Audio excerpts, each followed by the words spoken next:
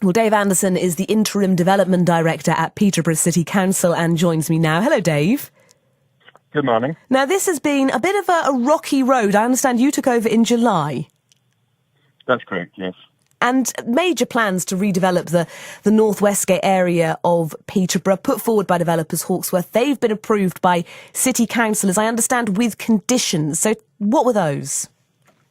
I didn't actually attend the planning committee last night, so I'm afraid I'm unable to tell you what the conditions were. But what we're trying to achieve at North Westgate is a mixed-use development that does take on board the needs of the community and improves that area of the town so that we have a much more vibrant area connected to the station. It's a really important area of the city centre.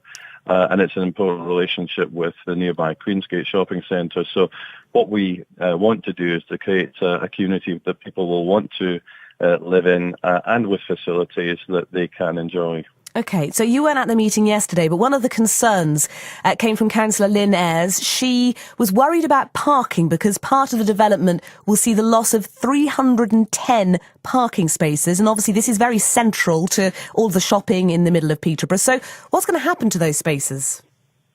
Well, I think that the challenge with parking in the city centre, we've got 13 surface car park sites in that particular area between the land owned by Hawksworth and Vesco.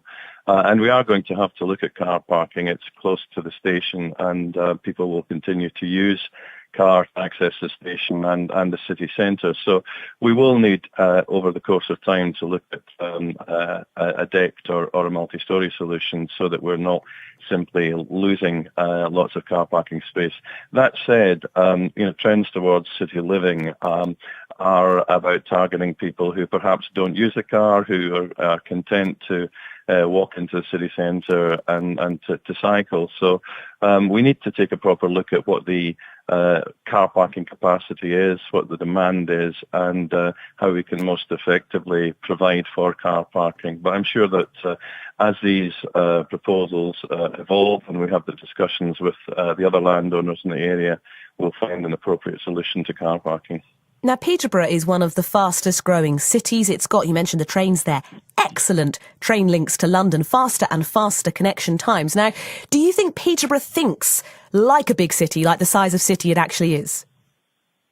My assessment, having come here only quite recently, is that Peterborough has been a large market town that is now evolving into a city. The population is 197,000. The local plan suggests that the population by the mid-2030s will add a further 40,000 to that. So that's like adding a town the size of St Neots to Peterborough. So it's a substantial growth, and it is a young population, younger than the regional average. So we do need to start to look at what are the assets that bigger cities have, the cultural assets, the leisure assets, and the amenities that the city needs to have. And we held a design charrette, a workshop earlier this week when we began to discuss those issues with a view to creating a development framework for the medium to long term for the city so that we can plan in advance as we develop new housing and other facilities.